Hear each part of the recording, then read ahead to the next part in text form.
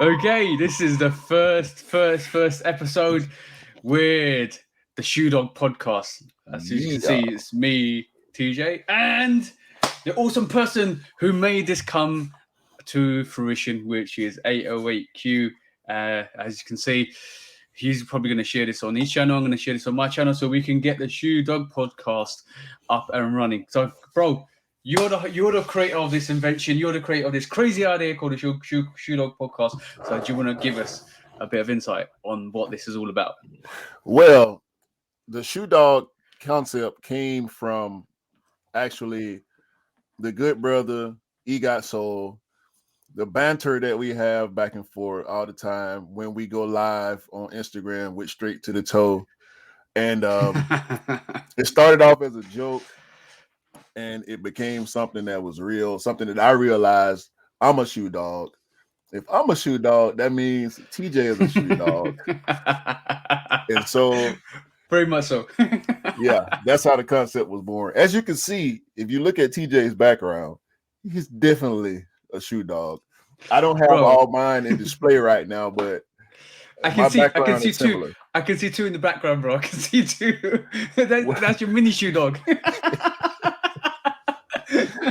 That's not a big howl. That's a little howl. No, this is where. Is that book? Is that book, bro? It's that book. This book is literally the father of the shoe dog concept, because I love throwing that book at people when they exhibiting shoe dog behavior. What is shoe dog behavior, bro? It's a multitude of things, man. Like we chase these shoes like a dog chasing a car down the street. We chase them like a dog chasing a tennis ball, catching a frisbee, like whatever you want to call it, man. But that's what would King Rod say there, bro? What would King Rod say there, bro?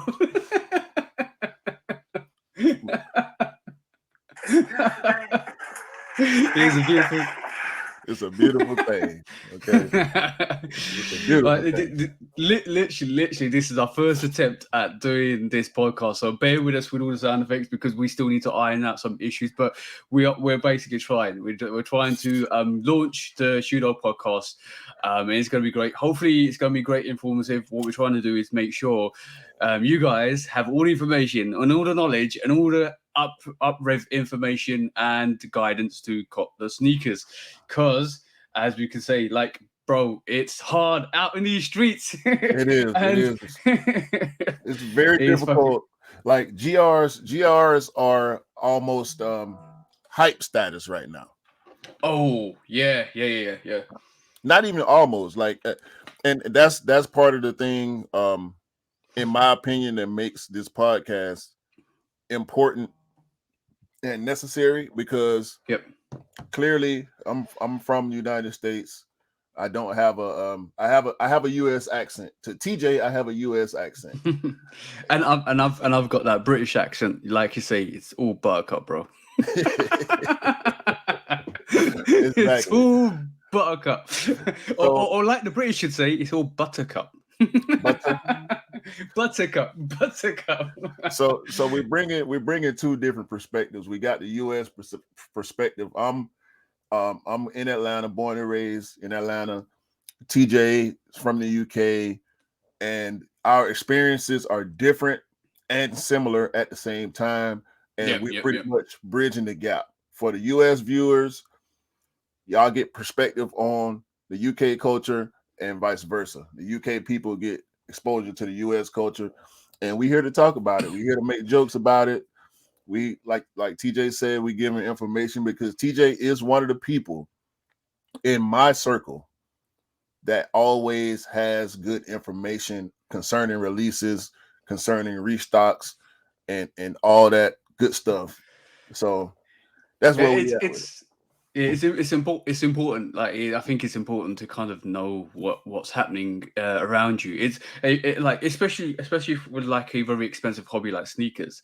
It's very important that you kind of be self aware and you know what you're doing and how to maneuver, because the worst thing you want to do is say you want to spend £300 on a sneaker pre-sale or £300 off for resale when you know, yeah, there's restocks of that, when you know potentially there's going to be loads and loads of stock levels for that sneaker. So it's important that you know, it's important that you work out what's happening. It's important that you kind of get informed. So, and especially being in the UK, because we are going to look at some of the releases in 2022. So I've got a video out today about on Sunday for six. No, we're recording this on Sunday, but I've got a video out at 6 p.m. today. And it talks about what's going to be happening in terms of the cops for 2022, because it's going to be difficult, and we'll talk about it a bit in this one as well, because obviously by the time we upload this, it's going to be way past Sunday, but it's going to be difficult, bro. It's going to be difficult, and it's been difficult since I entered the sneaker game. I've only been a part of the sneaker community, the sneaker culture, for a little over 3 years now. I started in late 2018. I've loved sneakers for a very, very long time.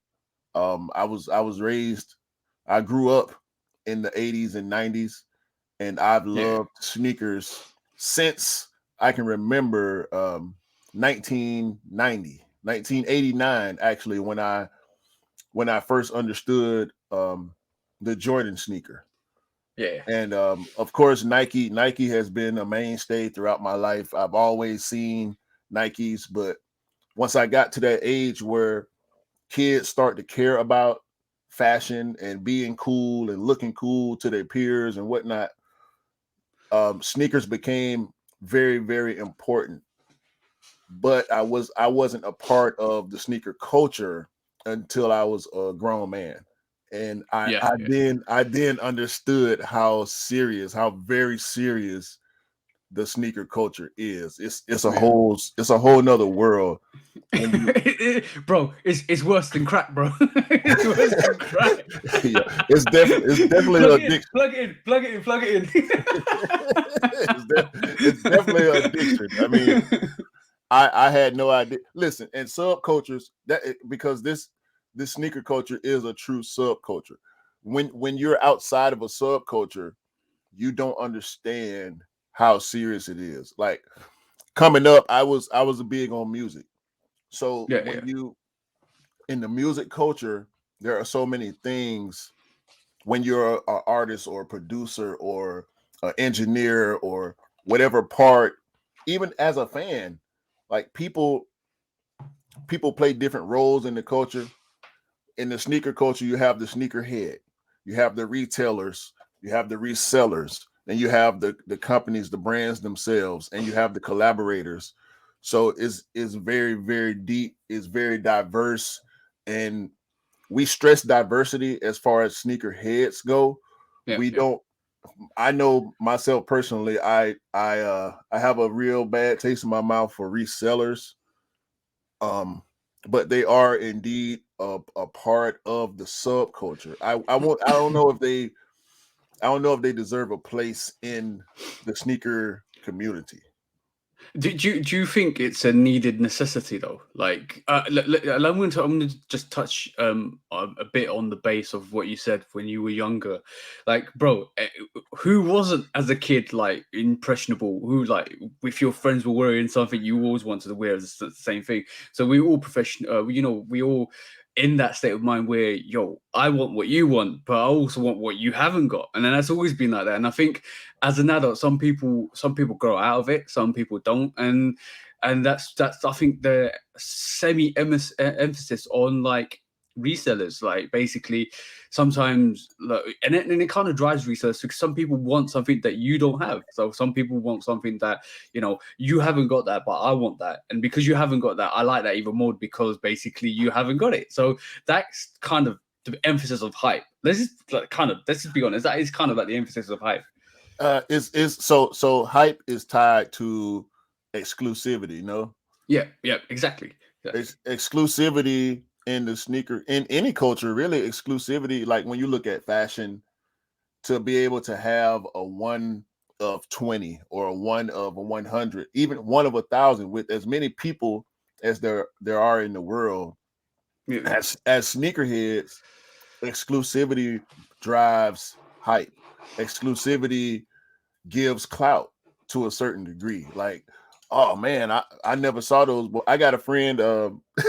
My friend just got the 3 Lab 5s, the gray ones, Yeah. and he is he's not a sneakerhead per se, or he wasn't a sneakerhead, and he had his first experience yesterday with somebody saying, "Oh man, I ain't. What the fuck are those? Like those hard as hell. Like where you get those from? I never seen those before." And he called me, and he was so happy to have that experience because he's never had it before. He's never had somebody speak to him about exclusivity, and it I could hear it in his voice. Like me and you, we're probably used to it, but a lot of people are not going to give you that. Normally, it's the people that you know. In my experience, it's normally the people that you know that will give you that acknowledgement. But to get it from a stranger in the street, it just takes it to another level, man. Because people that know you, they know what you do. I'm gonna give you a prime example. Like I was looking at the top of my screen because I'm gonna let you guys know my camera's here, my PC's here, and my top screen's up there, so I can actually look. I have like 2 separate screens to share this. So I'm gonna share something with you, bro. Right? I'm gonna share something with you, right? So basically, right, I'm gonna go through this. So we were talking about height. We were talking about height, and we were talking about how numbered pairs are more exclusive than unnumbered pairs. So we all remember the homage to Holmes, right? Right. I've got a pair. I've got unnumbered pair, right? And I love the unnumbered pair. Exactly the same, I would say. Maybe the numbered pair have got a little bit more quality than the unnumbered pair. But if we talk about colorways, if we talk about kind of just the aesthetics of it, exactly the same sneaker, right? So I'm gonna pull up my size, bro, right? I'm gonna pull up my size. And you can see my size is going for like 450 by now, right? Now I'm going to pull up the size for the numbers pairs. Remember that 450 marker, bro? Remember that 450 marker? How much does that say there, bro? That's 1,008 pounds, which is about 1,200 US. Yeah, so it's almost like double. It's more than double the price of the unnumbered pair.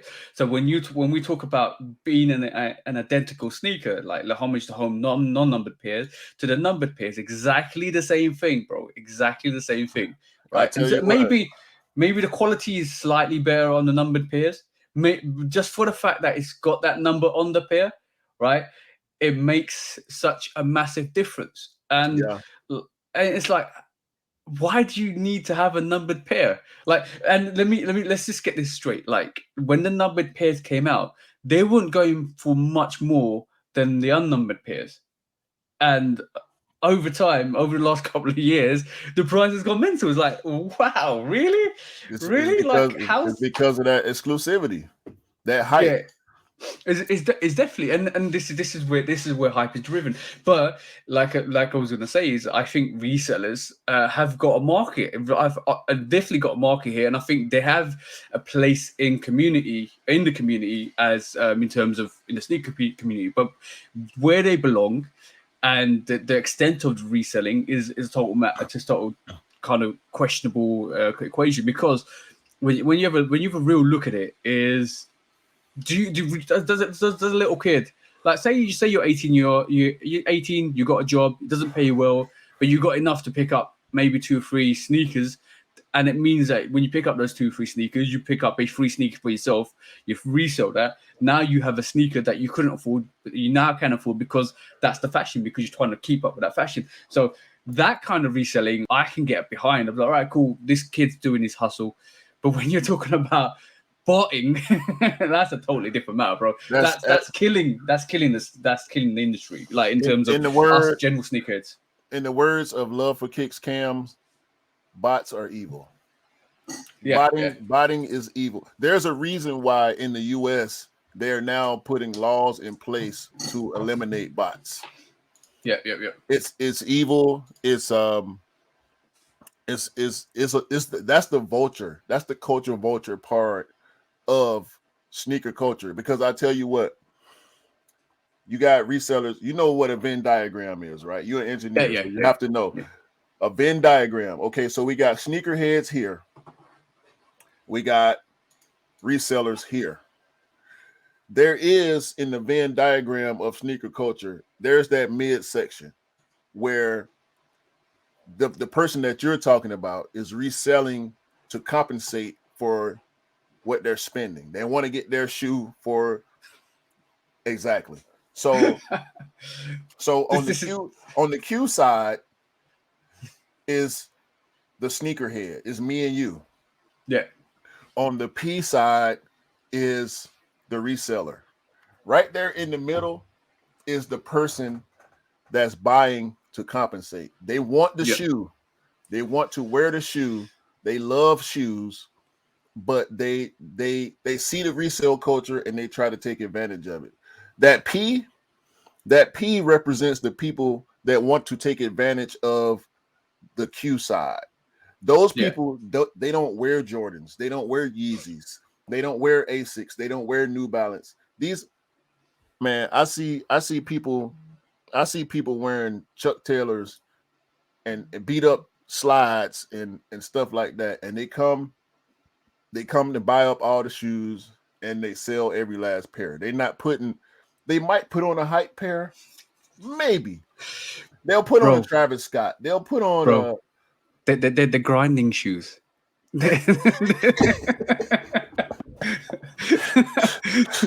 you put them on when you're going through some struggles, bro. Like when you're going through the dirt. That's the grinding shoes, bro. Listen, resellers. I've seen resellers with, and this is no shot at nobody, okay? Because not everybody is a part of. Everybody wears shoes. Shoes is a part of life, okay? To go outside, you need to have coverage. You need to have protection for your feet. That's what it is at the essence of it. So what's that saying? What's that saying? Shoes on your feet make your life complete. That's exactly. That is a proper sneakerhead saying. So shoes on your feet. The dad that wears the Monarchs, or the athlete that he has to have shoes to be able to perform and do his job. The reseller that doesn't wear cool shoes should not be a part of the sneaker culture, in my opinion. Like if your main concern is to profit off of people that like cool shoes, you don't belong. It's you're a culture vulture. So so basically we know what culture vulture means, but what's the limits? Like where are you cutting it off and saying you are a culture vulture? Yeah, like where is it like you're saying now? Okay, cool. Because you're doing this now, you are a culture vulture. If you went out and bought this past holiday season, if you went out and bought it 50, 20, 30, 40, 50 pairs, 100 pairs of cool gray 11s, and you do not own any Jordan 11s to put on your feet, if you buy every Jordan 1 release and you don't own any Jordan 1s, not because you don't like Jordans, not because you don't like 1s or 11s, or no, you wear XJ 900s. you wear Walmart shoes. I've seen people in lines, in first come first serve lines, wearing Walmart shoes. But they could be like a Frank Lucas, bro, and going to buy like 50 pairs of breads to give back to the community. Is a drug dealer not a culture vulture? Yeah, probably. You're right. You don't smoke crack, but you sell it to people that love it. Profiteering is definitely profiteering. Yeah, I can understand that. But like with each to their own. Like I think it's important to realize that some people have got a hustle and some you got to recognize that. But it does make like copying harder. It does make copying harder, a lot harder than it's supposed to be. But saying Listen, that, I respect the person that will buy 5 pairs and keep one. I'll do that for myself. The difference is, and I know this the same about you. We buy shoes for people that are going to wear the shoes, and we don't charge them extra. No. Let's talk facts and figures. So I think last year, and this is a guilty thing from my side because I think if you're a shoe dog, like you say we are, I think I probably did cop about 48 pairs. Yeah, that's the one, bro. That's the one. I think I think I copped 48 pairs, personal pairs for myself last year, which is quite bad in itself. That's pretty much that's pretty much a sneaker a week. So yeah, it's not good. It's not good. But on the flip side, I did manage to cop in excess of like 65 to 60.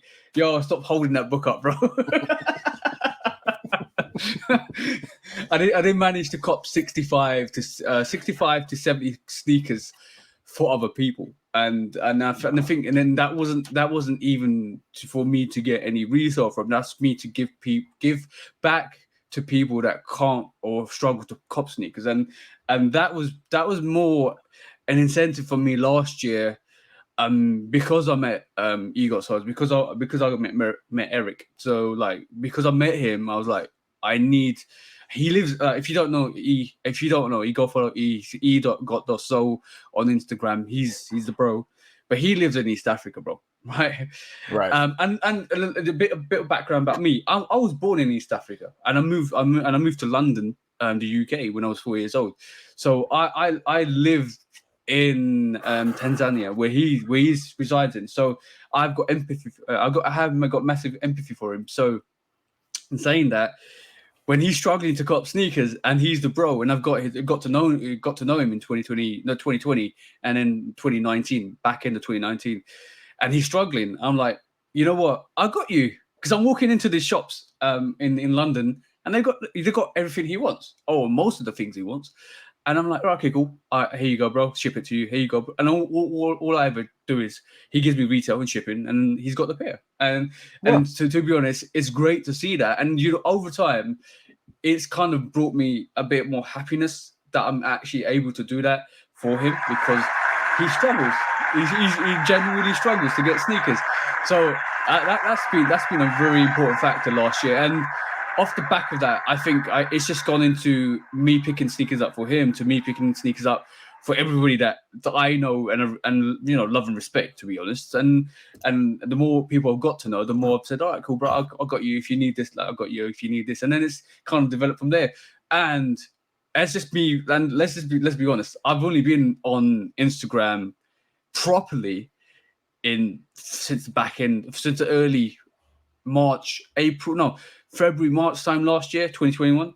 And like I've only started my YouTube channel in August. So I'm relatively new to the social scene, but it's never been about numbers and facts and figures. It's always been about helping people and helping community. And this is why I always try and give the best advice. And like as a sneakerhead, I've been collecting for a good while, like probably 6 years now. And that's when I actually first really got back into sneakers. I was a massive, like, I've been from the UK. I've never been like a massive Air Max guy or so. And Air Maxes don't really suit my style, and they're kind of hard to fit me in terms of the narrow width of Air Maxes. But I was always a Timberland guy. I always like wore the high Timberland. Wait a minute. Are you a wide footer? Yeah, I am a wide footer, bro. I can't take 90s or ones. Like it's too narrow for me. So in reality, I'll wear those Timberlands. I wear those high boot Timberlands, those 6 inches, and I was like, yo, this is nice. I'm wearing them, rocking them. Bro, at one point, in when I was about 24, 25, I was wearing Timberlands to the gym, bro.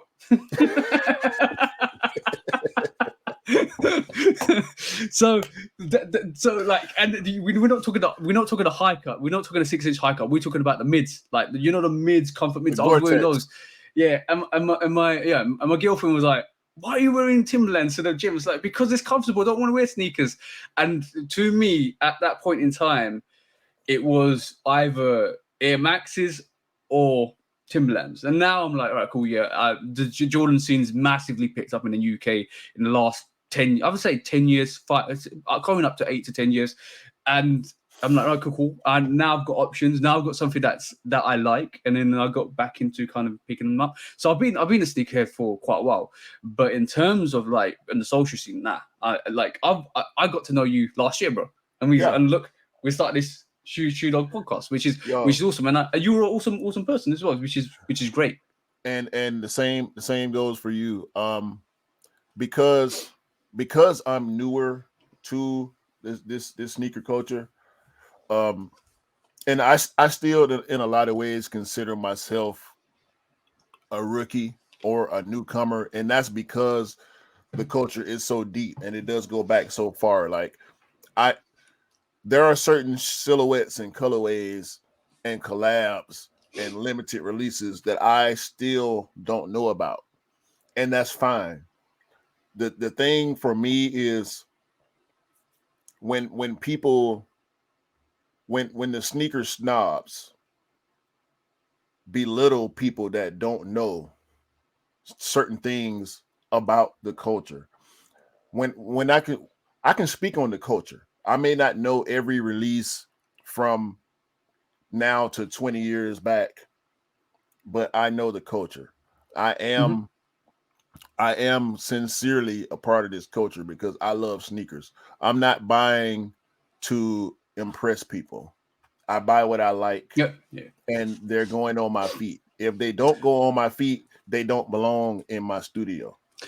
I like your intro is probably one of the best I've heard. Like, you buy, like, you emphasize that in your intro of your YouTube videos, and I like that. Is as you buy what you like, and you rock what you like, and then that's the most important thing. It's so to me, like, hype. Like, we go back to hype, but hype's always there to impress people, and then over the years, I can tell you a massive thing.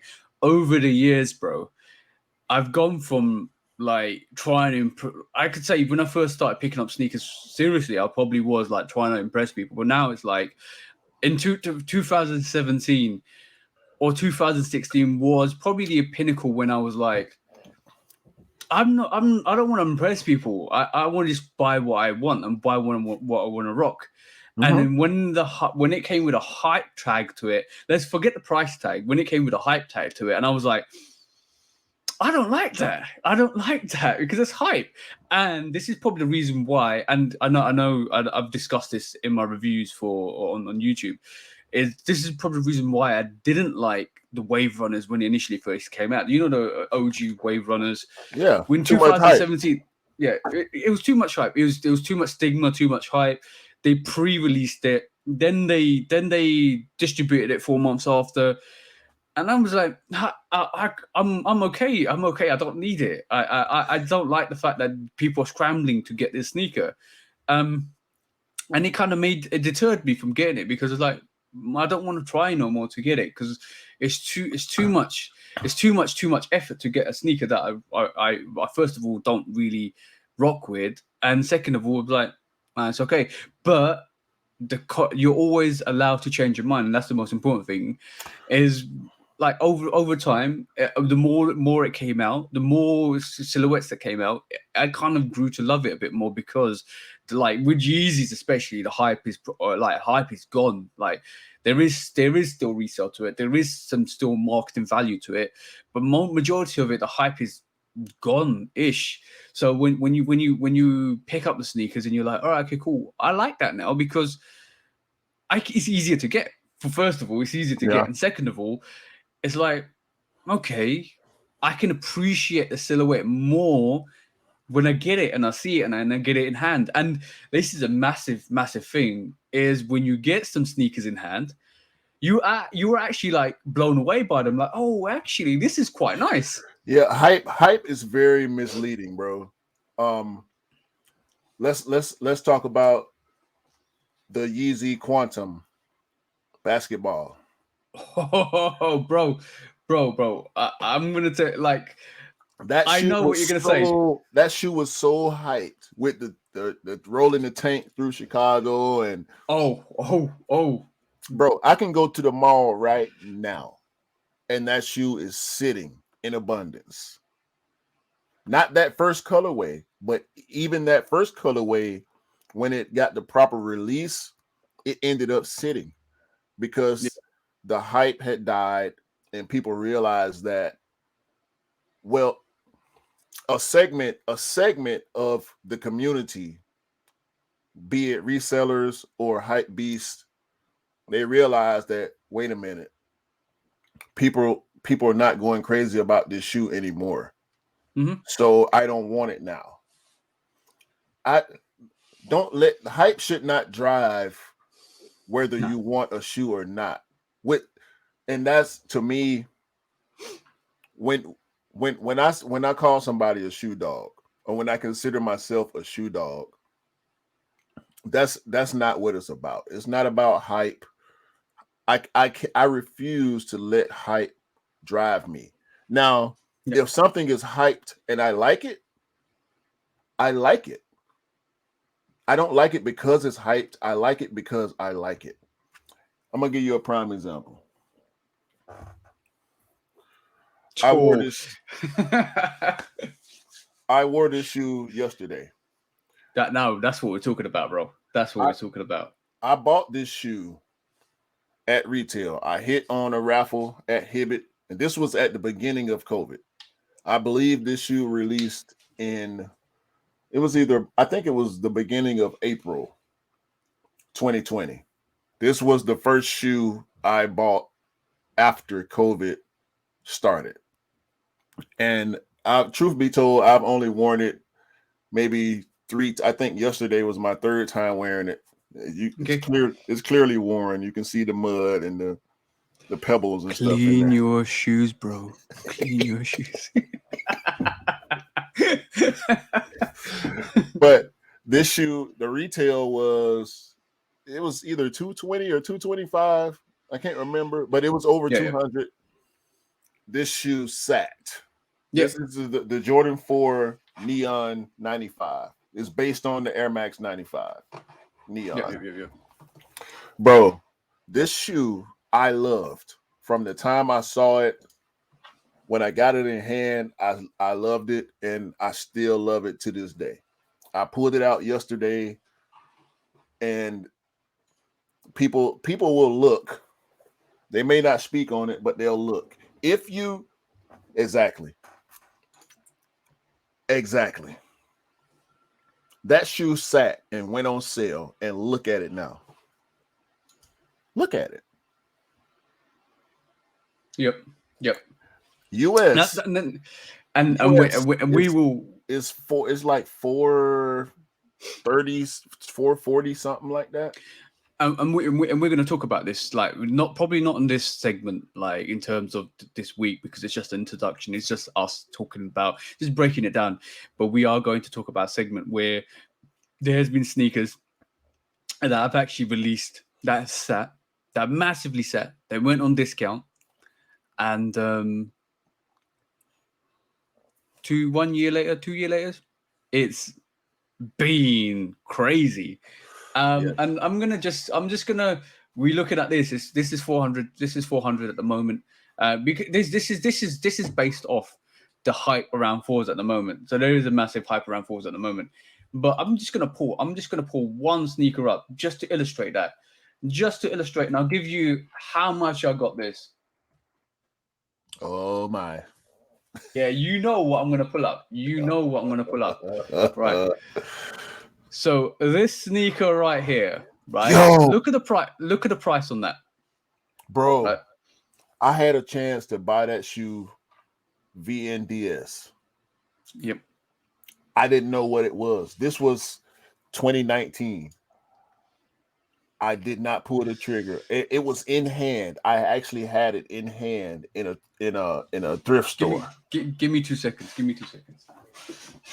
Man, I'm so sore. I'm sore with myself right now because I chose not to pull the trigger on that shoe. That shoe, and also that day I saw the Jordan 2 Chicago Low. That same time I was looking at that shoe and I didn't pull the trigger on either one of them, and I'm so hot right now. I'm gonna quickly do this, right? I'm gonna show you. This is what we're talking about. The reason why I brought this is I didn't buy this when it first came out for retail, right? I saw somebody put the white laces in, and that changed my life, bro. That changed my life. and you know, if you know, you know, because like with those blue laces there, this is sometimes where it's awesome, because when you change, a sneaker changes just because of the laces. Like that's too blue. A lot of people didn't pick this up because it was too blue, too hyper blue. And then when somebody put the laces in, because they give you a set of white laces, when somebody put those laces in, and when you rock them on the street, people crook their neck to say, "What the hell was that?" Right? I'll tell you what. Okay, go on, bro. Those must be comfortable shoes. Not that you can walk all day in shoes like that and not feel a thing. I wish I had shoes like that. 100%. And the quality on this sneaker is immaculate. The quality on this sneaker is like crazy. The leather is soft. Probably one of the most underrated sneakers. Now, this is the kicker. This is where it's like you technically say a kick in the balls. If you're a guy, it's a kick in the balls, right? Mm. So I never got this for retail. I never got this. I didn't even get this for resale. When it came out, this went on sale, bro. Now look at the price, right? We're talking about £264 in my size. I would say take 190 off the price is what I actually got it for. I got that for £85, bro. Goodness gracious, that's like $100. Yep. I got this for £100, and then when I wore it, right, that's not the kicker, bro. That is not the kicker. I had requests for some other people say, "Oh, people around me, like, can you get me a size 7.5? It's so good. Can you get me a size 8? Can you get me a size 6 or so, UK size?" Then 2 weeks later, that went on sale on Foot Locker. So I can't see your screen's all white. So I went on Foot Locker, and you know what? I give a piece of advice I give everybody is sometimes keep checking your Foot Locker accounts or the sales in the Foot Locker accounts, because basically what they end up doing is they massively discount the sneakers that they put on sale. So that sale sneaker went on a further sale sneaker on Foot Locker, and that's price point was £214 more cheaper than that size 11, bro. It was £50. So I picked up 3 sneakers for the price of retail, and I gave it to them for £50 each. See, I didn't know you then, and I'm mad because I didn't know you then.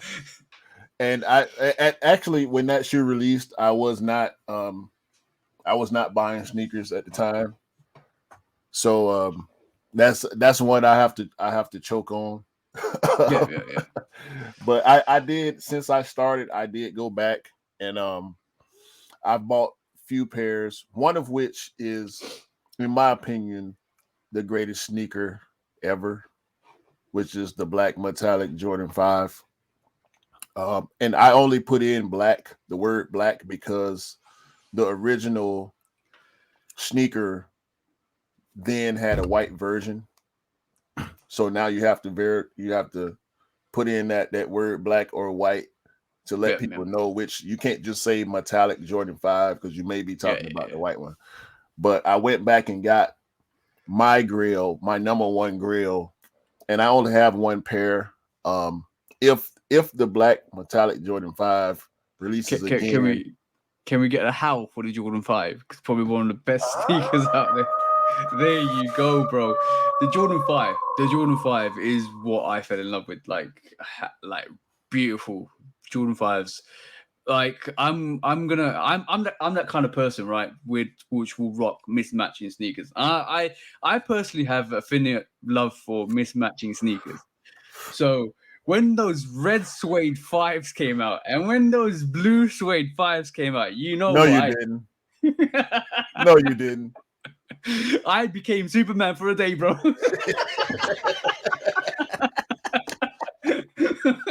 Let's just say, and the looks I had, bro, the looks I had. I'm not even joking. It was funny. It was funny. And you know what? Sometimes you just don't give a. You see what I'm saying? You just have to do it. You just have to do it. And you know, I wish I kept this. This is before social media. This is before anything, bro. Because I was like, you know what? I don't care. I just want to rock what I rock. I want to wear what I wear. I had pictures and I sent them to my mate.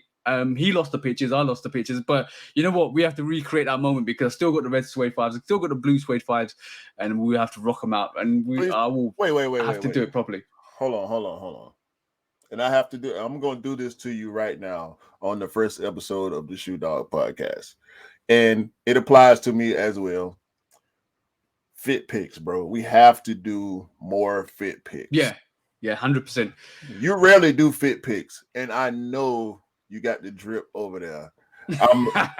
We looking at your collection or part of your collection right now. I know you got way more sneakers than what we can see right now in the background, but we need more TJ Love Kicks Customs fit pics. We need that from 2022 moving forward. I need them fit pics, bro. I'm not gonna let you. I'm gonna be on you every week. Every week, I know you are. I know you are. You know what? I could say whenever I put a fit pic up, when I put a fit and drip pic up, like I had the Varsity red and white. Let me pull it up. I had the Varsity red and white jacket, right? On in the market. I'm like my whole thing on social media is help people. Right. So to be honest, I'll wear the sneakers I want to wear and I'll wear them when I want to wear them. But what I end up doing is not really taking the pictures because I'm like, yo, I'm going to do this, I'm going to do that, I'm going to do this, to do a review, do advice, go on live, go have a discussion. No, that's the kind of vibe. And then when I end up dropping a pic, and even Eve asked me to actually drop a pic. So like I don't know if you can see this, but like I'll drop a pic out, and that will instantly go like 100 likes. No, wait. Is that on IG? That's on IG. Pull it up, bro. Pull it up, bro. No. I'm talking about on the share screen. We're not gonna do this right now. You're not gonna cheat the people. You're not gonna cheat the people by showing your phone for 2 seconds. We need the fit pics from TJ. All right, we need them. My phone is ringing. I ain't got time. Listen, let me just. You're not doing this. You're not doing this right now. So I'm just trying to log onto my account because I don't normally log onto my my Instagram account for my laptop, so I need to kind of log in. Yes. However, like you're saying, this phenomenon with, and it's truly a phenomenon for me because I'm seeing it for the first time in my sneaker, if you want to call it career, or my time in the sneaker culture, where I have sneakers from years past that sat, and I can now pull them up on StockX, and they're worth 3, 4, 5 times the retail value. So that there is, as you can see, most of my channel is either customs. Oh, by the way, I do customs. Most of my channel is either customs, reviews, lives, and then just some reels. Oh, I do the sneaker news as well, which is quite funny because I try to make it quite funny. But yeah. No, tune in to Love Kicks Customs on IG. You have to catch the weekly sneaker news. It is one of the greatest things you will see on Instagram. The shit is hilarious. The shit is relevant. Yo, I'll tune in. So basically, when I start doing when I end up doing like fit pics, so see that's in Foot Patrol. Pull it up. I can't enlarge this at the moment. So okay, that's on Foot Patrol. That got 119 likes, which is go away. It's okay.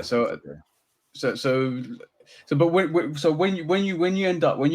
I end up putting some fit drip pics, right? So they get views, they get likes. I think the most radical one was not radical one. The most craziest it ever got was and mind you, my following is not that big on Instagram either, because basically like I said, I've just started my my journey into the social realm last year, early last year. So when I do put some actual proper pictures with some fits and some sneaks, they do kind of go a bit crazy, like with the Chicago custom I did in the store, with which my girlfriend actually ended up snapping randomly. It did get like a good 200 likes. All right, cool. But yeah, this is the New Year's resolution: more pictures with kicks and drip. Yo, my wife, this I actually because I'm it's early here. It's 11:50 right now. What time is it for you? It's nearly 5 o'clock. Okay, 5 so 5-hour difference. So I got up early this morning to be able to coordinate with TJ. So I just put on the same fit that I had on yesterday. I will be posting pics of my fit because my wife hates when I put on a fit and do not take a picture. Okay, she hates it. She's very supportive. She understands. By the way, this is the picture I was talking about. Like I didn't know that my girlfriend was taking that picture. Look at him. Look. And I was like, that I was just shopping, bro. Proper because your porch is great. I've seen fit pics from your porch. Yo, that pic, that fit right there deserved a drip pic from your porch. Sitting down, standing up, a few different poses. We need that, bro. We need that. I definitely need to get on it, because basically, it's not the fact, bro, hands down. It's not the fact that it's not time consuming. It's nothing like that. It's the fact that I'm like we take this is like our mini hobby, because basically we this is a Sunday afternoon. We're doing a live, not doing a live, no, but podcast kind of broadcast. And it's just a hobby, because we're just going in, we're talking, we're having fun. And when you think about it, we actually have jobs. We have jobs. We have not conventional 9 to 5s, but we have 9 to 5s. So in reality, when the clock ticks off on that 9 to 5, our thought process is sneakers. hell, when I'm at work, bro, I have to sometimes, and I'm on my year Jordan 1. I was actually training a guy. And I'm gonna shout out Jair. I was training, and I told the guy, bro, when 11 o'clock hits, I'm going to stop everything I'm doing, and I'm gonna be on my phone for at least 5 minutes. I'm telling you right now, it was like 10:30. I said, I'm stopping and I'm getting on my phone. If you want to keep going or if you want to stop with me, it's up to you. But I'm telling you right now, I'm going to stop for 5 to 10 minutes to make sure. So even while I'm working, the sneaker wheels are turning. The sneaker wheels are constantly turning because it is difficult to get shoes. There are certain processes. It's the raffles. It's the first come, first serve. It's the camp outs and all that kind of stuff. So to be able to get these shoes, sometimes you have to stay in sneaker mode, even when you're doing the work that provides you the ability to cop these sneakers. I give you a prime example. Was I can relate, bro, 100% relate. When COVID wasn't around, and when we were working in the office pre like 2019, I think 2017 probably was that time when Adidas had their Yeezy Day, and when Sneakers app had their Sneakers Day, and you had to go in and try and find clues and do stuff like that. And you were like, all right, cool, I'm with it. And then you know what the best thing was? We had a couple of sneakerheads in the office with us that used to sit there and actually kind of participate. So we used to stop. we used to stop for like, bro, this is an hour at work. Stop for an hour. Try to look for these clues on the system, googling stuff like that. You're like, yo, where is this clue? Exactly. Where's the clue? Where can I find this? Where can I find that? Oh, bro, that's what you call getting into sneaker mode, because you know what? When you wake up on that day, you're like, yo, I know this drop is happening. I know I'm going to work, but is the Wi-Fi okay? Is the 4G okay?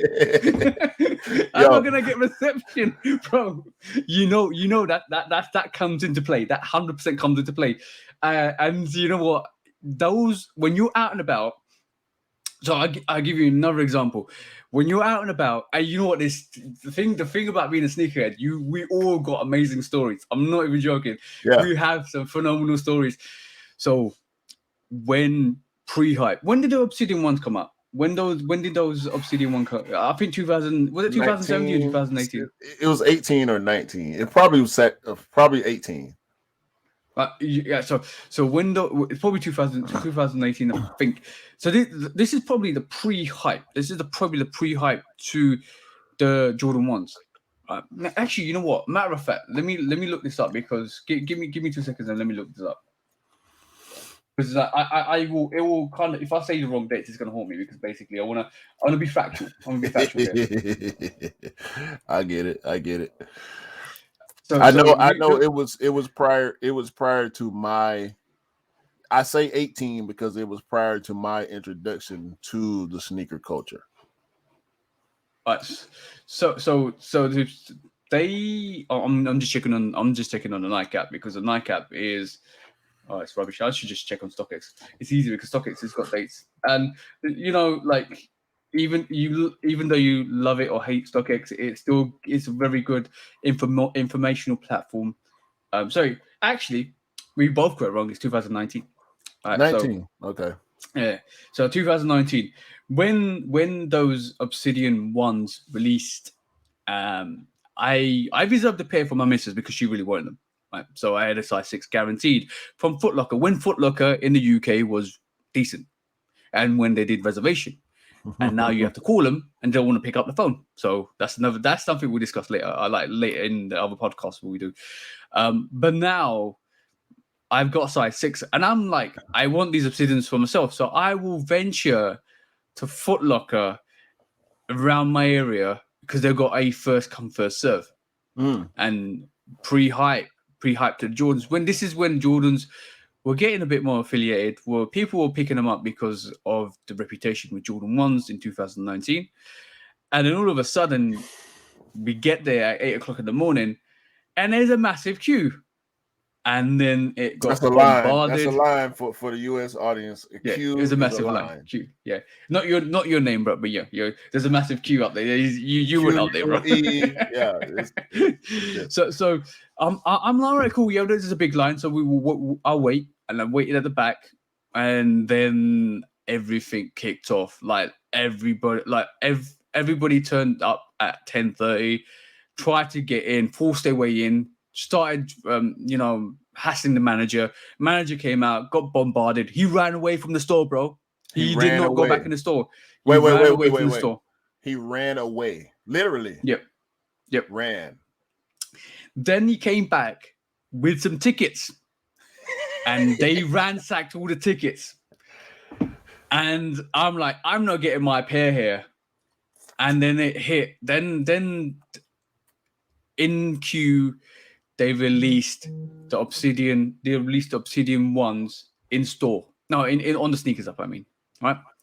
And my thought was, I'm gonna try still because why not? But I haven't got reception. You know, if anybody's been on the shopping malls or in the shopping centers and stuff like that, if you go there, you know the reception is horrible. You know you ain't gonna get no reception because everybody got a phone. Yep, everybody's got a phone, and to be honest, there's too much concrete around that mall to actually get any reception in sometimes. So I was in the queue, put my size in, and 5 minutes later, we got the Gotham sign, bro. How and this is when the sneakers app. Let's just be honest. The sneakers app hasn't been terrible. It wasn't terrible pre-2019, right? No. Halfway through 2019, it got really bad. Yes. Definitely. It got really bad. I can like, you know what? Proof of purchase. Let's go with proof of purchase, right? Because I can tell you now with proof of purchase and with my sneakers app account, we will scroll through this, and a lot of people say they don't win on sneakers app, and they need to get a new account and all of that stuff. But like, and this is a great segment into what we're going to discuss next. So as you can see, bro, this is my sneakers app. As you by the way, the top three gold. Look at Space Jams there. I got the Supreme collab for somebody. Look, Cement threes. What the hell? Kobe's, bro. Those LeBrons are fire. Those LeBrons are fire. Oh, Wolf Grey 12s, bro. Look, I was Travis Scott ones. Yeah. So hold on. So as you can see, then after that, bro, Breads. And look, Bloodlines. Bro. The Masons. You had the Masons? You got them? Yeah. I haven't got them. I got them for somebody. So I always go in for people as well. So you got to remember that. Some of these. Oh, by the way, the dunks, those Concord dunks. Oh my God. Those are fire, and that's Bruce Lee's. The Skepta Air Max. Bro. Like when I tell you, like I tell you, sneakers app wasn't bad, bro. Sneakers app has never been bad. Well, never been bad to me, but sneakers app has never been as bad as it's been in the last couple of years, and exactly. that's what hurts the most, is because basically, when you really think about it, is when you were able to cop sneakers on the sneakers app, and when you were copying sneakers on the sneakers app, pre-hype, like, you know, oh, it's gonna kick. Like when I was there when sneakers app first launched in the UK. Well, I was there. I got it. I downloaded it. I copped sneakers. And then when it got bad, it got really bad. And this is why people complain a lot, is because when it was good, it was so good. Super good. Yep. Yeah, I'm scrolling my history, my Nike purchase history right now. It don't look like yours. Bro. It don't look like yours. And the thing is, I copped for people. I actually copped for myself and for people, and I've always kept that kind of mentality as a sneakerhead. Is because basically, and this is why I say always, all the time on the end of my channels, you all deserve to get the sneakers you want, because you all deserve to wear the sneakers you like, and that's always been my motto. Yes, that's always been the motto. Now it's the segment of showing what we picked up in 2022. So give us a view of some heat, bro. Well, I don't. Depends on the person. This may or may not be heat, depending on who you're talking to. And this is the size 11. This is our size. Our size. By the Which way, is we're both size 11. Which is another great thing. Another reason why I love this guy is we are the same size and we both have the same. We share. We're size twins, bro. Size twins. We share a favorite silhouette as well in the Jordan 5. But, bro. Sheesh. Wait.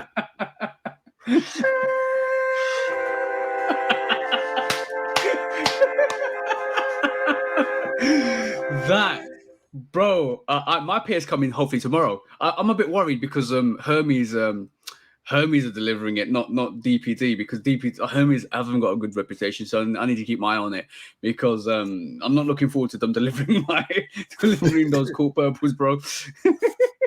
Yo, the cat's eye, the purple cat's eye on the bottom. Ooh, they look nice. They definitely look purple. nice. The OG cat's eye on the upper, and the 3M is popping. I mean, I ain't even got to talk about it. It's popping so hard right now. I've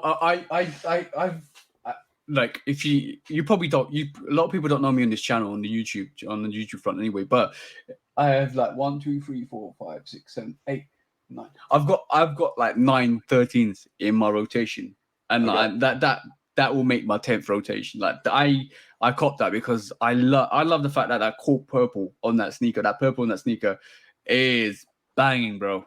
Yeah, I got 7. This is not number 8. I did not cop this shoe for myself. I copped this shoe for the bro. Shout out 99 Freak, my guy Sean. And I also have a size 12 on the way. I'm gonna shout out Trip, another one of the bros. I got this 11 for Sean, and I got a 12 on the way from Sneakers for a Trip. This shoe, and briefly, this shoe sat yesterday. This shoe released on January the 8th. It's the first retro release of 2022. My review is live, by the way, 808kicks_ATL. All that's going to be definitely go and check that out. It's a great review. Great review. But this shoe sat for about 3 hours. And when I got to a get together yesterday, and as soon as I walk in the door, the bro Black Martin, bro, my wife wanted that shoe. I forgot to tell you about it, and so I start searching, and it's gone. All of a sudden, it's gone. So it was weird. It was a weird release for me because it was available at 10 o'clock. It stayed available until around 12:30, 1 o'clock. And after that, it was gone. And we will see restocks on this shoe. 100%. We will see restocks on this shoe. It's not hype. The resellers are calling it a brick. So whenever a reseller calls a shoe a brick, you will be able to cop. But it's black and purple. It's a Mike Bibby PE high, is what it is. Yep. If anybody knows, I'll pull up the price for you, bro. There you go. Like that there at the moment. That there at the moment is looking at like 205. Like let's be honest. That sneaker retailed for like 160, 170 in the UK. So 205 is about 35 pounds over retail. But I will tell you this now. That sneaker in the UK and EU did not release anywhere else except for the Sneakers app. And we're going to mention something about that because I mentioned it in the video that's coming out on Sunday. That came out on Sunday. I will talk about this at the back end of this live, but what I'm gonna say is that even though it's a brick, it is a beautiful, beautiful brick, and every brick builds a house, bro. Bro, every brick. It's not a brick. Listen. Brick, a brick to the community, a brick to a sneakerhead is not the same as a brick to a reseller. Mm-hmm. When a reseller uses the term brick, I'm taking the resale terminology there, but I know that's not a brick, because if that was a horrible sneaker, I would not pick that up. I would not pick that up for personal wear. Right. Well, a brick is the Shadow 2.0. A brick is that sneaker, bro. a brick is the Jordan 1 prototype. That's a brick. The brick of the year for 2021 is the Jordan 1 prototype.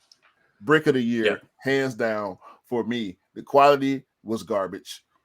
The theme, the colorway was cool. That perforated line on the upper, that shoe was horrible. That's a brick. Cool. That's a brick. Wait a minute. I'm gonna pull up a sneaker that people probably thought, but this is another version. You know what? That price has gone up actually. This is another version of a sneaker that everybody kind of had a bad rep on because it was associated with a prototype. But let me just tell you this now. This is one of the best ones released last year. I've got this in hand. Q's going to show you guys. But I can tell you this now. This handcrafted one is the new version of the Biohack, right? And I can tell you this now. In a year's time, that 172 will not be 172. That 172 will probably be likely £300. This is a beautifully constructed sneaker. This shoe is what the prototype wanted to be when it grows up. I think the prototype had a massive gimmick to it, which was cut it to a low. Nah. We're not doing that. I don't like it. We're not doing that, bro. We're not doing that. This shoe, the sale, this shoe, the return of sale on the upper. Return of the Mac, bro. Return of the Mac. return of the sale upper on a Jordan 1, because people were killing sale uppers for a while. Yeah. I like it. I can't say when I'm gonna wear it, but I like it. I have it. It's part of my collection. I'm gonna have to do some work to make it work for me as far as a fit is concerned. But this is a good sneaker, bro. I already rocked it off the bat. Like literally, my one of my favorite sayings is off the bat means instantly. So I rocked that as soon as I got it. I'm going to say it in the British. As soon as I got it, I rocked it. So like basically, I got that before Christmas, arrived on Christmas Eve, and then I rocked it on Boxing Day, because that deserved to be rocked instantly, bro. Yo, my friend wants this shoe, but I was only able to get one pair. I want to help him out, but but sometimes you have to be selfish, bro. You bad dog.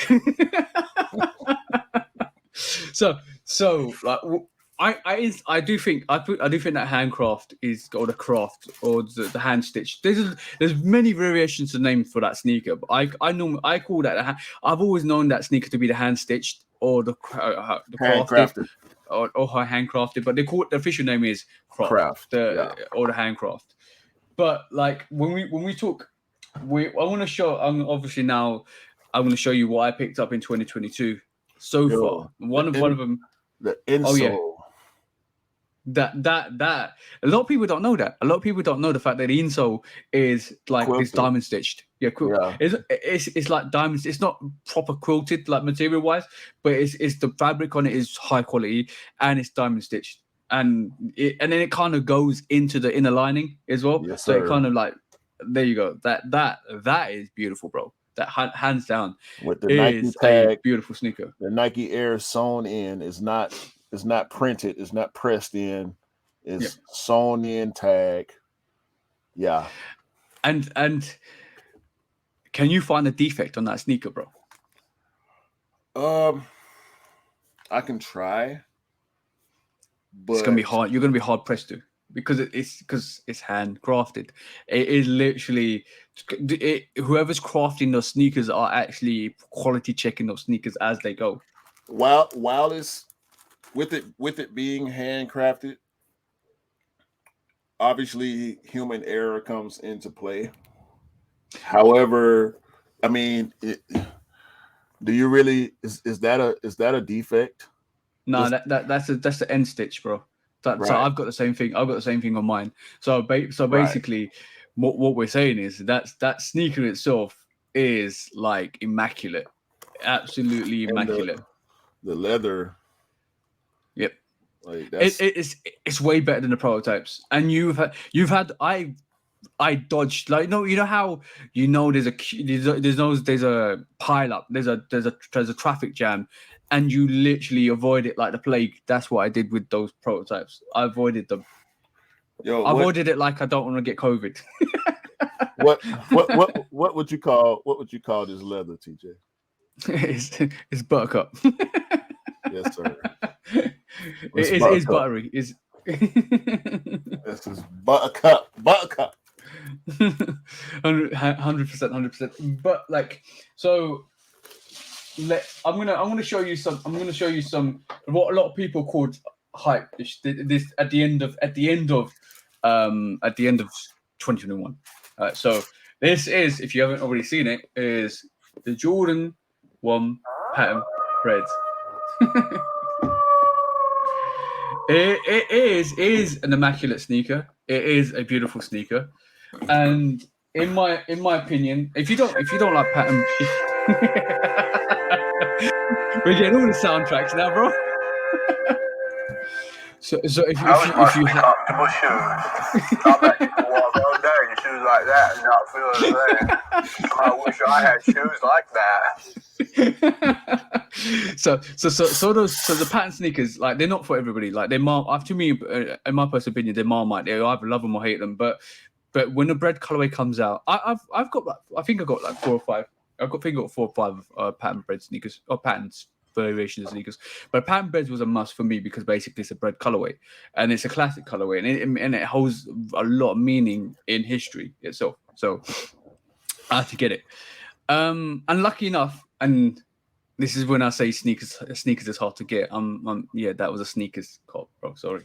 So, but like, but for that sneaker, we're gonna have a look at the releases, how releases I think will be happening in 2022, because that sneaker is a epitome of a release going forwards in 2022, because the pattern bread ones aren't limited. Let's reiterate this.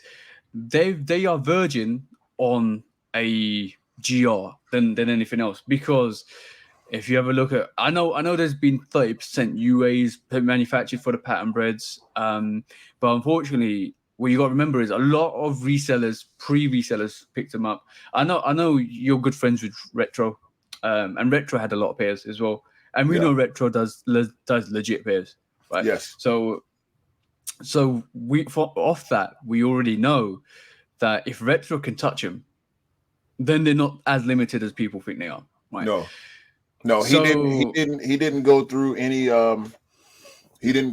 backdoor channels. He didn't have to travel to get them, as he does often with hype shoes or collabs. He didn't have to travel. Yep. He had them relatively early compared to the release day, but He had a good number of pairs. And this is where we're heading in terms of 2022 in terms of releases. So I made a joke on Instagram, and this was in September time.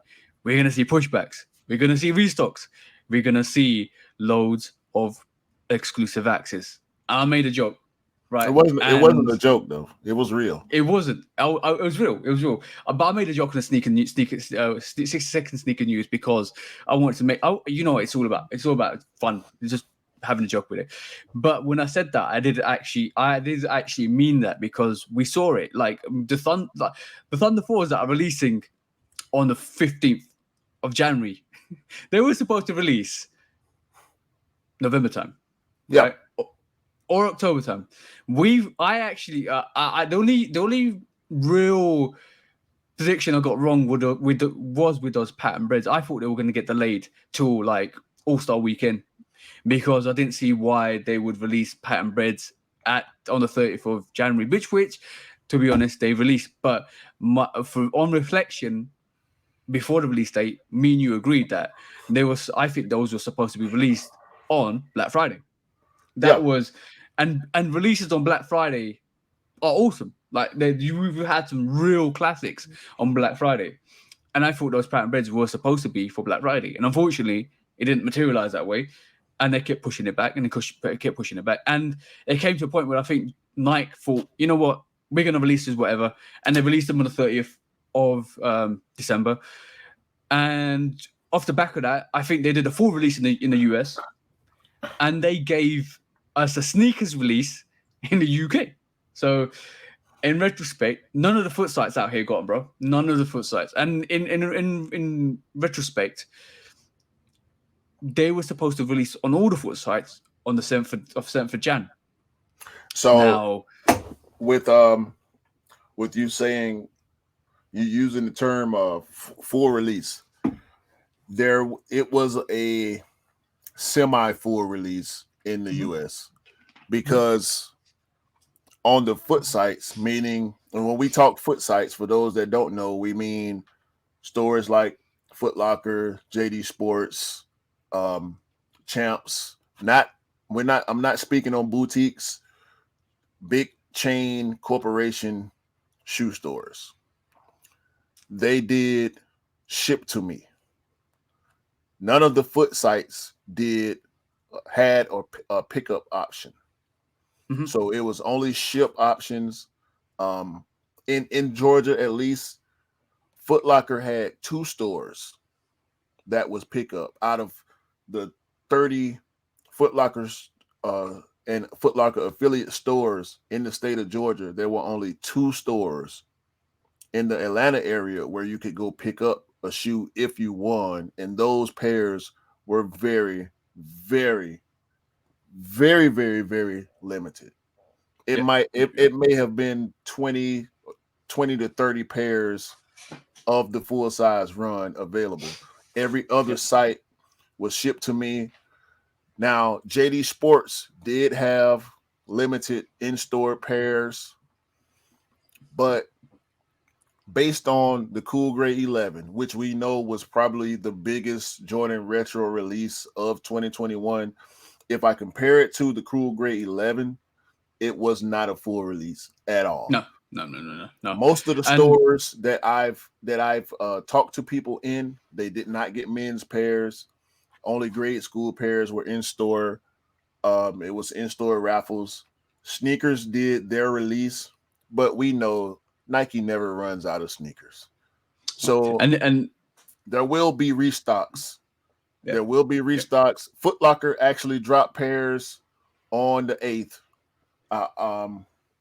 30 minutes after the 13 release, the Court Purple 13 release, Foot Locker and East Bay did pairs. Of course, it was shipping. First come, first serve. It was a mess. Of course, there were bots involved. Nobody could get through. I tried. I couldn't get through. The app was crashing. There were errors. But we have not, I repeat, we have not seen the full release of patent bread ones. Yep. So if you can hold off because the price is going down. The resale price has Oh. gone down by hundreds. I put this on my Instagram yesterday night, and I was like, it wasn't a told you so.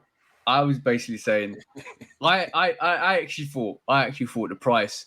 You know, the fearless ones. You know, the pattern fearless ones, UNC to Chicago's. I thought it would do similar numbers to that because it's a pattern sneaker, but I thought it might be a bit higher because it's a bread. So I was ranging between two, and I know a really like Benzino, who's the guy I talked to on Instagram, was talking about 200. Shout out Benzino. Shout out Benzino. I actually factored in the bread value to it, so I thought, right, it will be about 230 to 250, right? So I gave that initial impression because I thought that's the price. I think these are going to stall at, because basically, and this is where I'm going to pull up the screen. I thought this is where I think we're going to stall. It's going to stall at because of the commodity of having a bread and of the fact that it's pattern bread. And the prices we're seeing at the moment is not prices for full release, by the way. It's not full release prices. These prices are for the sneakers in retrospect of what's been released so far, which is I would say 70-80% stock value in the US. And we let's just be honest, like we haven't seen the full release on End Clothing here. We haven't seen the full release on some of the foot sites here. They're still pushing up pairs.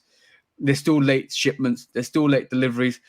So off this release, what it's telling me is Sneakers App and Nike and Jordan are going to release their pairs no matter what on release date, or if it worst case scenario, they will release their pairs, right, and just say, or they will delay it if there's a delay in shipment to the coordination of all the worldwide distribution centers.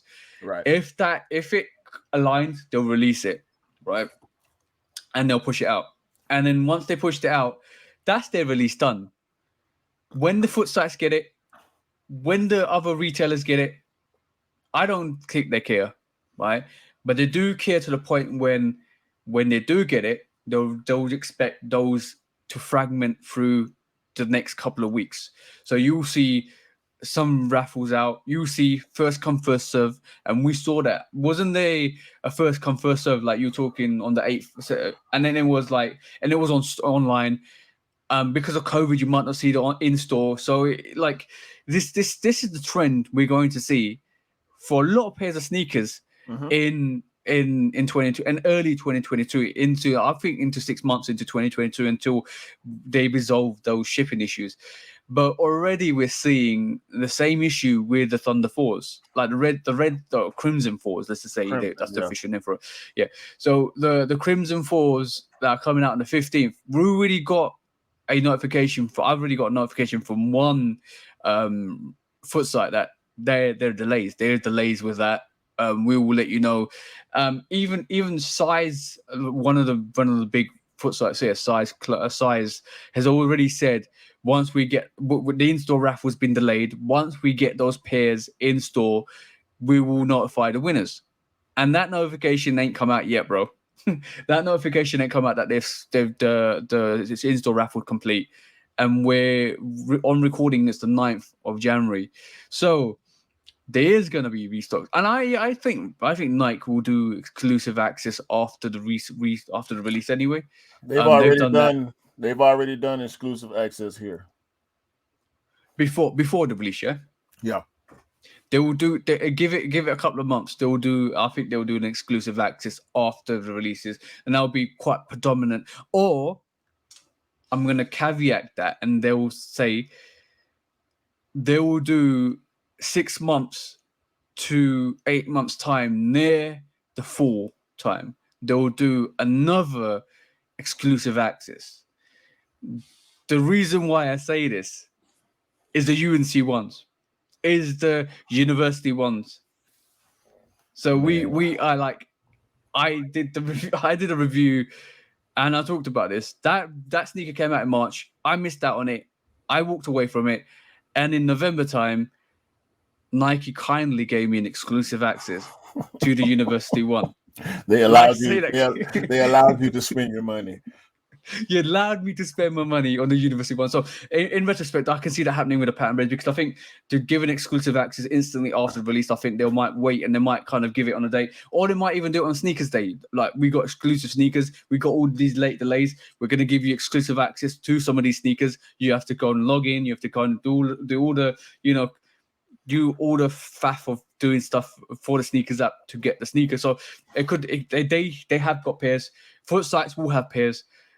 Wait for the full release, and as you can see on screen, bro, that's a size 8 in the UK is 230, a size 9 in the UK is 244, a size 11 in the UK, or 11 or 10 in our size in the UK is 255. So, and the lowest asking price, the lowest sell price on that is 238, bro. So 255 pounds is buy now, and the last sale was 238. Yeah, that's 346 US. Yeah. So it's still £100. It's still £100 more expensive. But this is the price range we were looking at. Oh, this is the price range I thought it would settle at once the full release happened. And like I was saying, we haven't seen the full stock levels being published, in terms of distributed. 250 compared to the 600 that they were going for pre-release. Yep. Let's look at I have to sign in. But that wave chart, actually, you know what we can do is we can actually look at all the sales, view sales. I have to log in. Yeah, I can tell you this now. That sneaker was sitting at £700, 3 months out. Mm-hmm. Yeah. So, like I said, like I always say, save your money, save your time, save your effort, get yourself plugged in. Go Jumpman 23 is an excellent website for releases and release dates. So get yourself plugged in. Don't ever pay that pre-sale price, and get yourself in the know-how to kind of maneuver to you save money. So I know resale is never ideal to pay, and I know Q, you don't pay resale for anything, to be honest. So I think that's the best advice. And as Cam would say, one of the bros from Instagram, is sometimes you have to go down that VNDS route and then pick up a sneaker that's slightly used, which is going to cost you way cheaper than the sneaker that you buy for retail even. Yeah. Well, I'm on the Foot Locker site right now. We are getting a women's Panda Dunk release on the tomorrow. Cool Grays will release at a store in New York, store only. Bordeaux Ones will release store only in Michigan. Electro Orange Ones at that same store, and also UNC Jordan Ones will release on Tuesday, January 11th, at a store in Michigan at Foot Locker. They never run out of pairs, bro. They never. It's a myth. It's the myth. It's the legend. It's never sold out. also Seafoam Women's. The women's Jordan 1 Seafoam will be releasing at a store in Michigan on Tuesday. So we associate sold out with being a myth and a legend. If it's not a hype shoe, if it's not a collab, more than likely it does not sell out that first or second or even the third cycle of releases. Yeah. That shoe is not gone yet. It may be, I know for us in the US, it may be state specific. I'm sorry. Yeah. State it'll be specific. It'll be state specific. However, pairs will be available of the patent bread ones in 2022, at least. I'm thinking until we say February, mid-February, March. Yeah. The reason why I used, I know we're talking about the pattern breads and release dates in 2022 quite a while now, but the reason why I say this and the reason why I think it's key is that's going to be the trend for the early 2022 up to like April, May, June time is because the same thing happened with the Jordan 13 core purples. Like, we only saw that on the sneakers app, bro, and the same thing happened with the pattern bread ones. We saw that release. We saw that release happen on the sneakers app in the EU and UK, and it disappeared after 2 minutes on the sneakers app. It got sold out, and we know that there was a better release in the US for it. But then the only thing with it is it's going to be some pairs, and those court purple 13s came out of nowhere. I actually thought they were getting released in February time, and they got pushed forward to the first week of January. Yeah. So, like, I think it depends on how organized that release is, because I think that I like to say there's placeholder dates.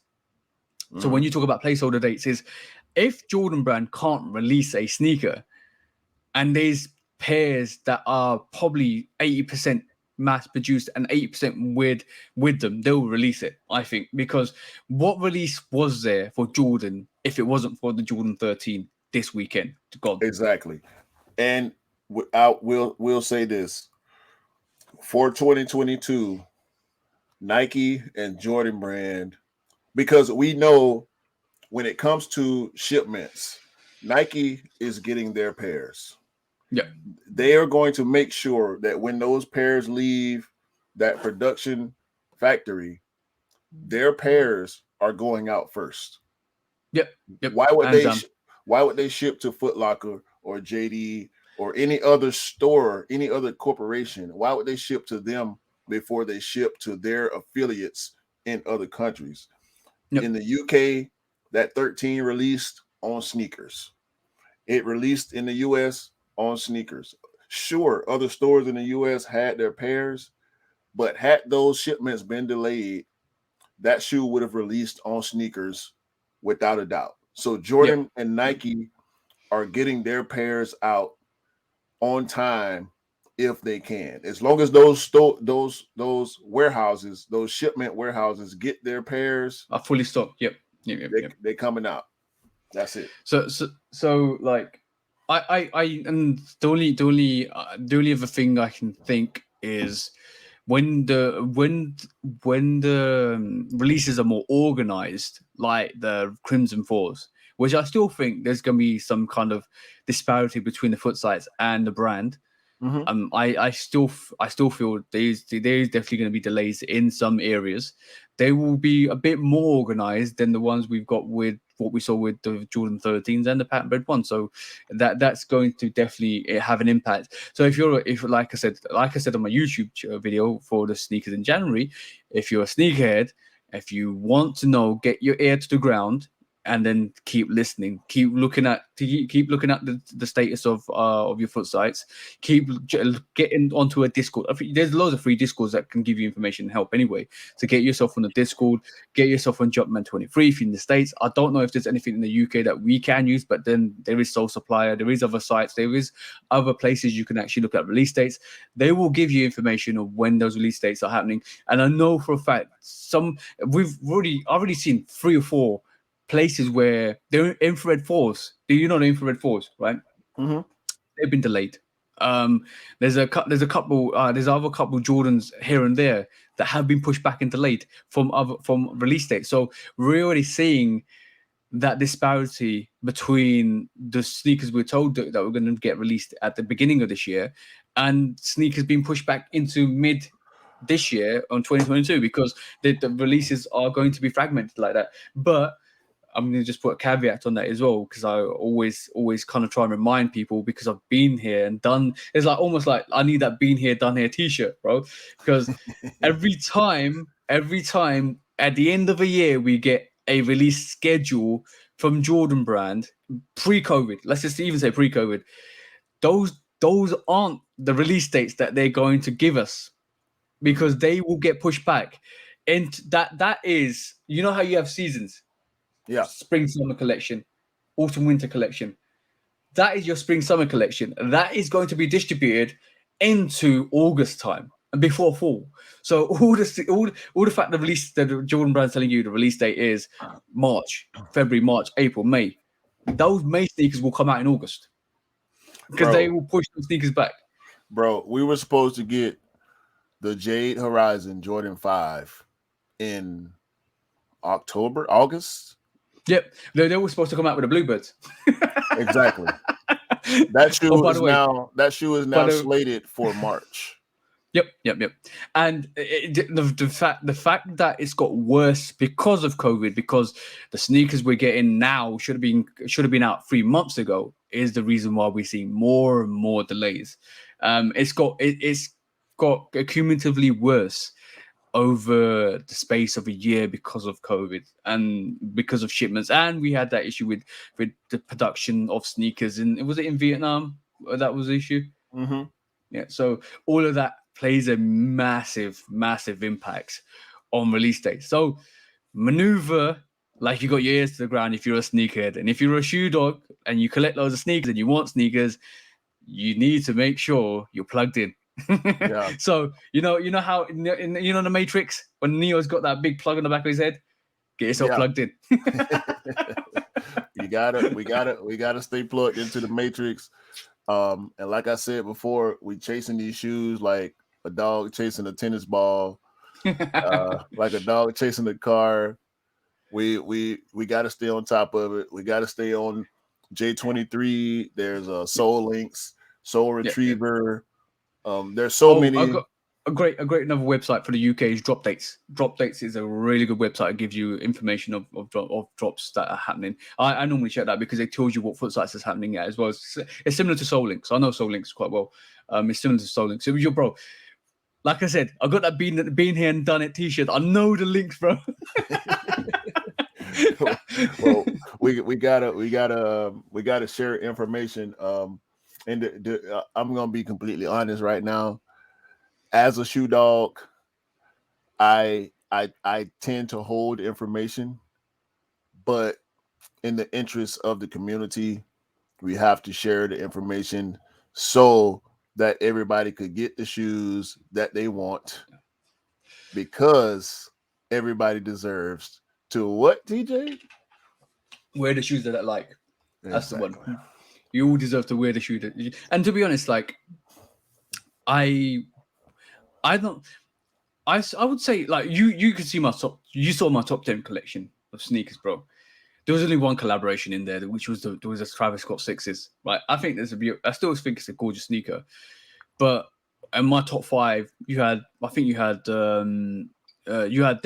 the Raging Bull 5s, you had the Lightning 4s, you had the Cool Grey 11s, you had South Beaches, which I think, to be honest, those were more of a GR-ish sneaker, and like I don't really thrive on the hype of a sneaker, even though sometimes the hype of a sneaker will give you more views or more repertoire.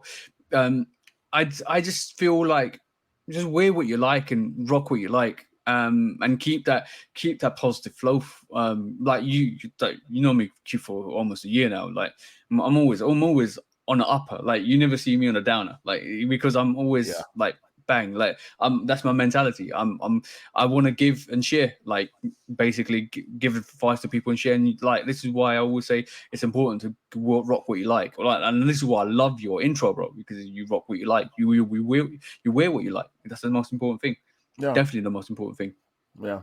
We gotta stay grounded. we gotta stay grounded. I'm dodging the hype.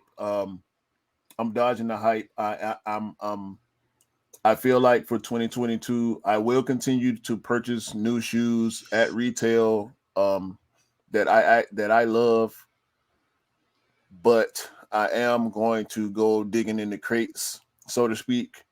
Yep. And the bro, Love for Kicks Cam, we will have him on the podcast.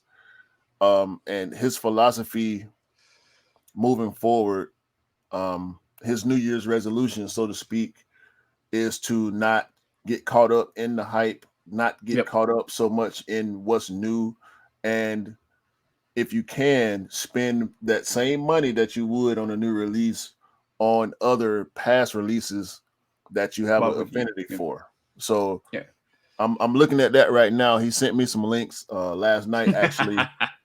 You should create a Discord, bro. Like you call us shoe dogs, right?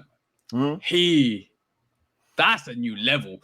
You need to check if anybody's not been on. Oh, by the way, my Instagram and my YouTube is Love Kicks Customs, right? Yours is 808 Kicks, right? Your 808 Kicks and ATL, which is your Instagram as well. But we collectively, myself, Alex, DG, Egot Souls, and Cam, which is Love for Kicks, we created a live because we used to do a lot of lives, and then we created a separate channel to make it in one place. And on that, in the beginning of January, we did our top 10, right? Go if you have a chance to go straight to the toe. It's at straight to the toe, not the two. Spell it all out like it's formally written. Go on that and check out Cam's top 10. No. No. Go seriously. Go on that and check it out because that will blow anybody's top 10. I will literally say any non-celebrity's top 10. I would say that's probably one of the best top 10s out there. And I know you said no because it annoyed you the most, bro. No. Cam's top 10 is a cheat code, okay? Yo, yeah. Let's say that. And you know what, Q? Like, he didn't even show you the Shatterback Ball 1.0s that he picked up. He didn't show you the shadows he picked up. He didn't show half the things he picked up, bro. This, you know what? I'm tired of talking about Cam. We're not gonna do this on the first episode, okay? We're not gonna do this on the first episode, bro. We can't. I'm just showing love, bro. I'm just showing love. You just change your soundboard because we need a dragon, bro.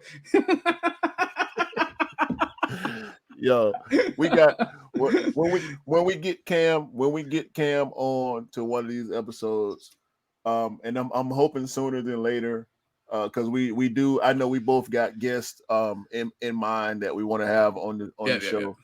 But man, that dude Cam is something else, man. Yeah, that dude is something else. You hear me? Shout out Love for Kicks, Cam. Y'all please go follow him. When we post it, we're gonna put description in the description. Yep. Our IGs and the people that we mentioned. Exactly. You gotta tune in with Cam. Cam, he's a sneaker historian. He's a good dude. He's a very well-rounded sneakerhead. He's been in a sneakerhead probably way longer than both of us combined. Right. He's to be honest, he hasn't got many years on us either, but he's been a sneakerhead like way longer. So he's definitely a story, and he can tell you a thing or two about sneakers. He does we do customs talk on Straight to the Toe, so we have a discussion there as well. We pull out customs, as you can see. Like I still got custom gear here, acetone. I still got the shattered backboard colorway here. Buttercup. So this is if you don't know, then you should know now, because this is where Buttercup came from. Like that's because I bought some Buttercup and just paint. So that's where the Buttercup, and we had a massive like talk about where did say Buttercup again? It's Buttercup. Like, why do you say Buttercup? The Buttercup. That was a whole different conversation. You better not, bro. We love your accent. Don't let the trolls make you straighten up your accent, okay? Bro, you look, you control me all you want, but ain't gonna work. Ain't gonna work.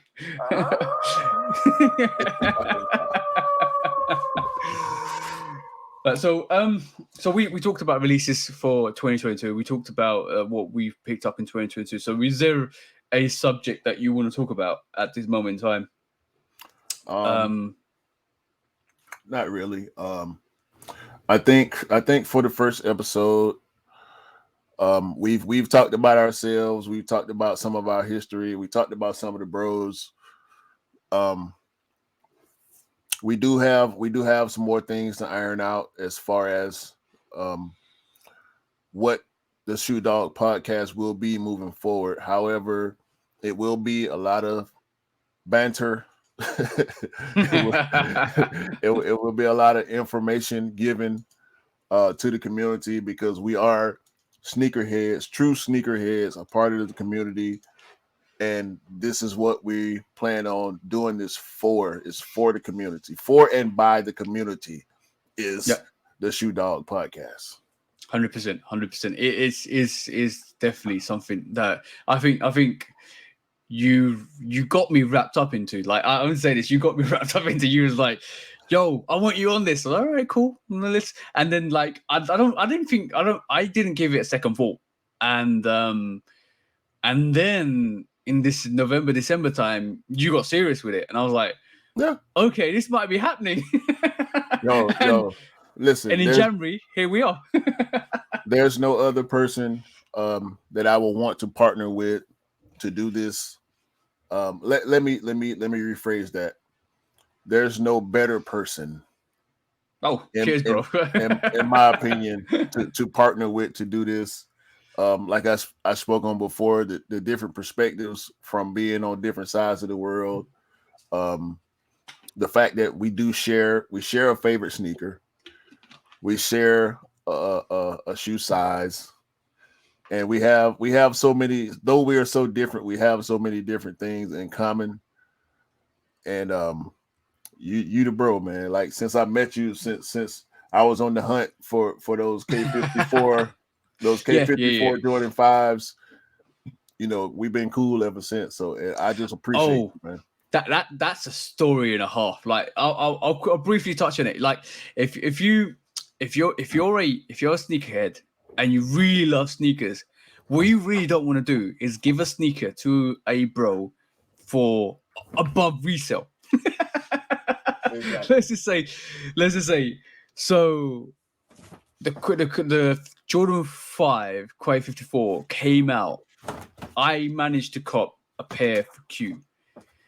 And with Brexit happening, they charge us custom taxes and all of that stuff. So when I got it in hand, it cost me already 200 and there's 170 plus another 70, which was 240, right? So they already cost me 240 to get in hand. That's a beautiful sneaker, bro, by the way. They cost me 240 to get in hand, right? And I was like, all right, cool. Now they're going to cost me another £35 to get to Q, right? So that's already 270 to 280. That translated in the US is above resale. How much was it, bro? 380? Yeah, about 380. Yeah. So I phoned you and I said, Q, I can't give you the sneaker. And you was like, why? And I was like, what are you talking about? I can't. Yeah, what are you talking about, bro? It's like, no, I can't give you the sneaker, bro. I literally can't give you the sneaker. And you was like, but why? I said, bro, and then I broke it down for you, and I was like, yo, it cost me 170. Then they charged me £70 duty. Like, that's 50%. That's almost 50%. That's almost 50%, I think. Yeah. And then I got to ship it to you, and it's gonna cost you £280 to get, and the resale on that is not high. And you were like, all right, cool, I understand. And I said, bro, you're a bro. I can't do it to you, man. I can't send you the sneaker and give it to you for $380 or $400 because it's. I don't want you to waste your money, and that's because I don't want people to waste their money on sneakers. So what I did do in the background was look for another pair, which Q can get, which was what, $280, I think. It was $280 plus. I still had to pay the fees because it did come from the UK, but it was nowhere near. I think it was 302. 302. So you already saved you like 80 to 90 quid. Yeah, so dollars or like that is. But in reflection, those sneakers sat and they kind of didn't do as well as what people thought they were going to do anyway. But that's another subject we talk about. Well, that's another subject we will talk about in the future. But like from what I'm saying is, like I could not. It's not worth sticking anybody over for high cost. And then that, and to be honest, that sneaker's still with me. I've got 2 pairs. And I got one for Mr. Miller. Shout out to Mr. Miller as well. I got one for Mr. Miller. He got his pair already hooked up, which is great. So I ended up getting 2 pairs of that sneaker, but one I love 5, so I'm gonna keep that. And then one, it almost reminds me of the, what do you mean, the red metallics, and then Fire red. oh, the fire red. So, and then the other one, I'm gonna nicely turn into friends and family pack. So all black, bro. The all black friends and family pack on that sneaker is fire. Yeah, it's fire. Yeah, And, but the only thing is suede. It's not leather. Yeah, but, and I didn't want to kind of, and when I do customs, I always make sure there's something in there from the original custom, so it kind of gives a homage to that sneaker. But one sneaker one of the grails I want, and I'm gonna show you, bro, is I haven't got the original. I need to get the original first as well. But hold on. What, I'm just trying to pull this up on the share screen. Sorry, bro. And it was there. This is such a phenomenal sneaker. That is the grail, bro. That there. Why is somebody selling it for 10 grand? It was about 2 grand. So that there, and if you love 5s, if you love Jordan 5s, that there is the thing.